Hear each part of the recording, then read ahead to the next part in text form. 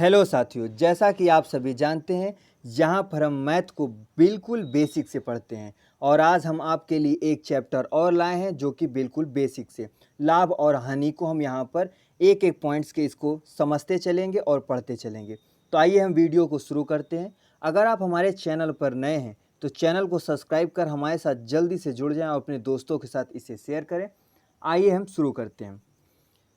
लाभ और हानि में हमें 2-3 बातों को ध्यान रखना बहुत ही ज़रूरी है, जैसा कि अंकित मूल्य क्या होता है, क्रय मूल्य क्या होता है, विक्रय मूल्य क्या होता है। देखिए, अंकित मूल्य को हम लोग मेन प्राइस कहते हैं जिसे हम एमपी लिखेंगे। क्रय मूल्य को कॉस्ट प्राइस कहते हैं जिसे सीपी लिखेंगे और विक्रय मूल्य को एसपी लिखेंगे जिसे सेलिंग प्राइस कहते हैं। अब इसमें आप 2-3 बातों को ध्यान रखें, जैसा कि पहले कौन आता है, इसका यूज़ कैसे होगा मैं आपको आगे बताऊंगा। पहले आप यहाँ पर ध्यान रख लीजिए, किसी वस्तु को हम पहले खरीदते हैं फिर बेचते हैं। पहले हम वस्तु को खरीदते हैं मतलब क्रय करते हैं, फिर उस वस्तु को हम बेचते हैं। हम पहले कभी भी किसी वस्तु को बेचेंगे नहीं, पहले हम खरीदेंगे तभी हम उस वस्तु को बेच पाएंगे। तो यहाँ पर पहले क्रय मूल्य आता है, फिर बाद में विक्रय मूल्य आता है। मतलब आप ऐसे ध्यान रखें कि पहले क्रय मूल्य बाद में विक्रय मूल्य। आप इस बातों को ध्यान रखें कि इसी के आधार पर हम प्रश्नों को बहुत कम समय में सॉल्व कर पाएंगे। अब 2-3 बातें और ध्यान रख लीजिए, जैसा कि हमसे ये पूछता है कि प्रॉफिट, किसी वस्तु को लाभ कब होता है। कोई भी वस्तु हो उसको लाभ कब होगा, प्रॉफिट कब होगा। प्रॉफिट किसी वस्तु को तभी होगा जब विक्रय मूल्य क्रय मूल्य से बड़ा हो। मतलब सेलिंग प्राइस जो हमारी है वो कॉस्ट प्राइस से बड़ी होनी चाहिए। मतलब जो क्रय मूल्य है हमारा वो विक्रय मूल्य से बड़ा होगा, तभी हमें किसी वस्तु पर लाभ होगा। अब देखिए, हमें लाभ ज्ञात करने के लिए क्या करना पड़ता है। लाभ ज्ञात करने के लिए हमें क्रय मूल्य से विक्रय मूल्य से क्रय मूल्य को हमें घटाना पड़ता है। विक्रय मूल्य से हम क्रय मूल्य को घटाएंगे तो हमें लाभ प्राप्त होगा। और जब लाभ प्रतिशत ज्ञात करने की बात आए तब हमें क्या करना है, आपको इन तीनों बातों को ध्यान रखना है। इन तीनों को, जब हमसे लाभ प्रतिशत की पूछे तो हमें यही करना है, जो प्रॉफिट हो रहा है मतलब हमें जो लाभ हो रहा है वो, और क्रय मूल्य हमारा क्या था वो, और 100 से गुणा कर देंगे। ये हमें हमारा लाभ प्रतिशत ज्ञात हो जाएगा। देखिए, मैं एक बार फिर बताता हूँ। किसी वस्तु का लाभ तभी होता है जब विक्रय मूल्य क्रय मूल्य से ज़्यादा होगा। मतलब हम किसी वस्तु को कम रेट में खरीदें और उसे अधिक मूल्य पर बेचेंगे तो हमें लाभ होगा। अब हमें लाभ ज्ञात करने के लिए विक्रय मूल्य को क्रय मूल्य से घटाना होगा। लाभ प्रतिशत ज्ञात करने के लिए हमें जो भी लाभ हो रहा है वो उसका भाग कर देंगे हम क्रय मूल्य से और 100 से गुणा कर देंगे, हमें लाभ प्रतिशत ज्ञात हो जाएगा। इसी तरह अब हम हानि ज्ञात करना होगा। तो हानि, किसी वस्तु को हानि तभी होती है जब उसका क्रय मूल्य जो है सीपी किससे बड़ा हो, एसपी से, मतलब विक्रय मूल्य से बड़ा होगा। क्रय मूल्य जब विक्रय मूल्य से बड़ा हो जाएगा तो हमें हानि होगी। अब हानि ज्ञात करने के लिए हमें क्या करना होता है, हमें क्रय मूल्य से विक्रय मूल्य को घटाना होता है। जब हम क्रय मूल्य को विक्रय मूल्य से घटाएंगे तो हमें हमारी हानि प्राप्त होगी। अब देखिए, हानि प्रतिशत जब पूछे तो क्या करना है, वही करना है जो हमने पिछली प्रॉफिट में किया था। यहाँ पर लॉस जो भी हो रहा है, हमें जो भी हानि हो रही है वो, और क्रय मूल्य से इसे भाग कर देंगे और 100 से मल्टीप्लाई मतलब गुणा कर देंगे और हमें जो है हमारा लॉस प्राप्त हो जाएगा। आइए हम इस पर आधारित एक प्रश्न करते हैं तो आपको और आसानी से ध्यान होगा। देखिए, प्रश्न को पढ़ने से पहले मैं आपको बता देता हूँ, मैंने आपको पहले ही बताया था क्रय मूल्य और विक्रय मूल्य कौन पहले आता है कौन बाद में, आप उसे ध्यान रखें। लिखा है प्रश्न, एक व्यापारी किसी वस्तु को 24,000 रुपये में खरीदता है। जब वो खरीद रहा है तो इसका मतलब ये हुआ कि उसने क्रय किया, मतलब सीपी। क्रय मूल्य बोला है वो 24,000 रुपये है, सीपी बोला है 24,000 रुपये।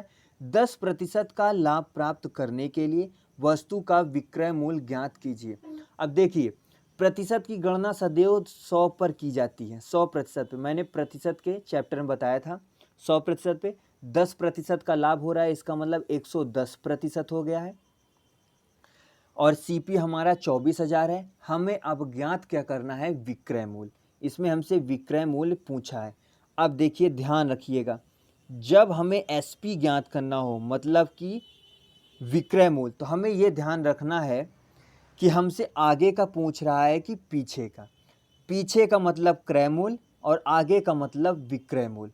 जब हमसे आगे का पूछेगा तो जो भी प्रतिशत परिवर्तन हो रहा है, जो यहाँ पर हुआ है, ये ऊपर होगा।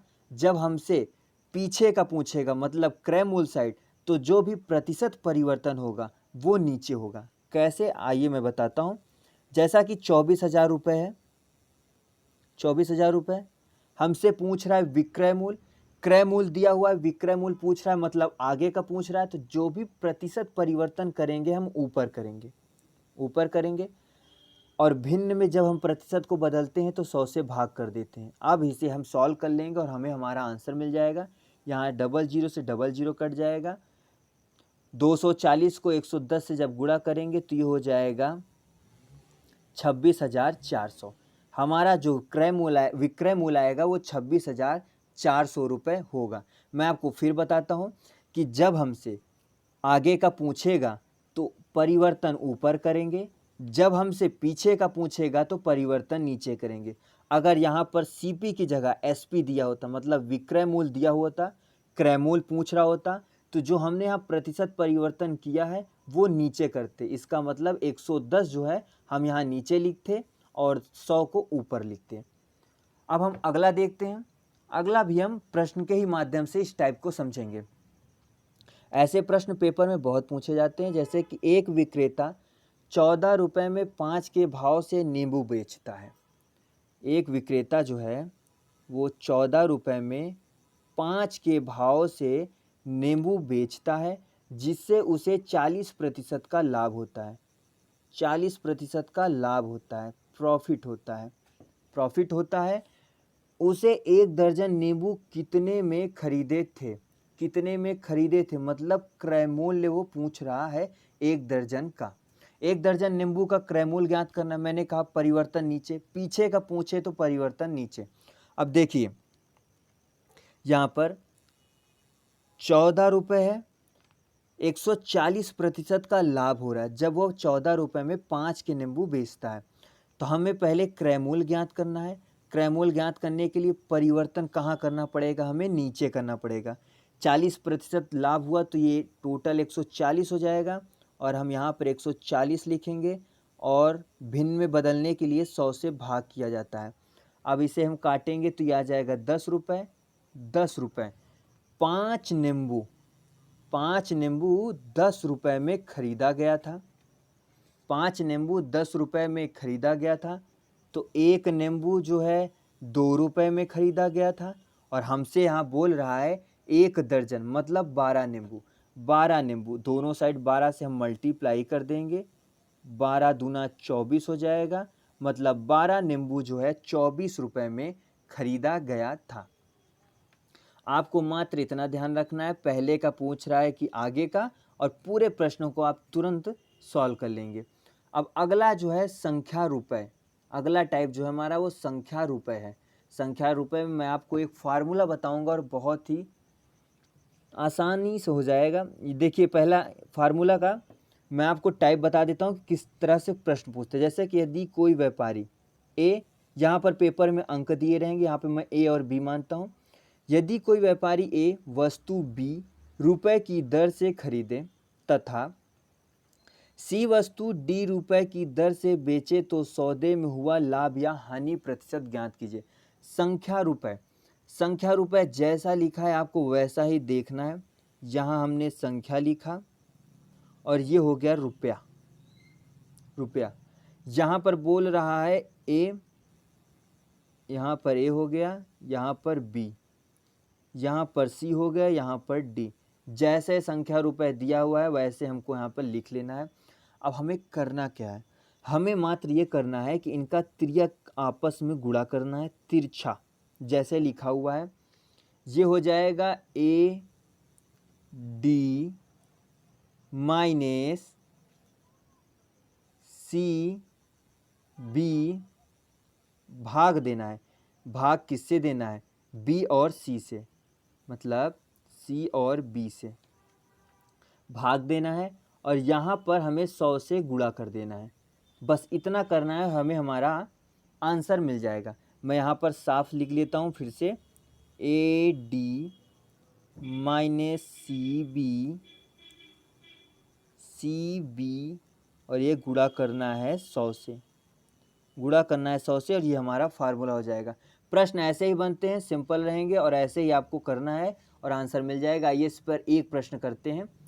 प्रश्न ये है, एक व्यापारी 2 रुपये में 3 की दर से कुछ वस्तुएं खरीदता है तथा 3 रुपये में 2 की दर से उन्हें बेच देता है। इस प्रकार सौदे में हुआ लाभ या हानि प्रतिशत ज्ञात कीजिए।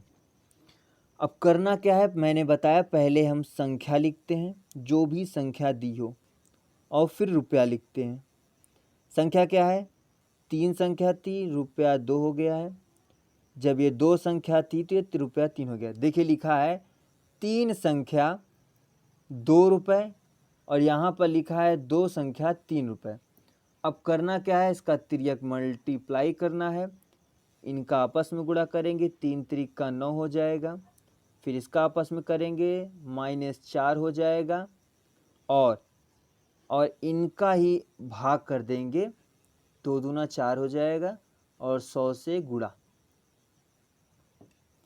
अब 9 और 4 को माइनस करेंगे तो 5 हो जाएगा, बटे 4 हो जाएगा, 100 से गुणा कर देंगे और 4 से इसे काटेंगे तो 25 हो जाएगा। 25, 5 गुणे 25 और इनका मल्टीप्लाई कर देंगे तो 125%। हमारा राइट आंसर जो यहाँ पर होगा वो 125% होगा। तो साथियों आज के लिए इतना ही है। अगली वीडियो में मैं इसका एक भाग और बनाऊंगा और उसमें पूरी तरह से हम लाभ और हानि को ख़त्म कर देंगे। तो साथियों आपको क्लास कैसे लग रही है आप कमेंट करके हमें ज़रूर बताएं।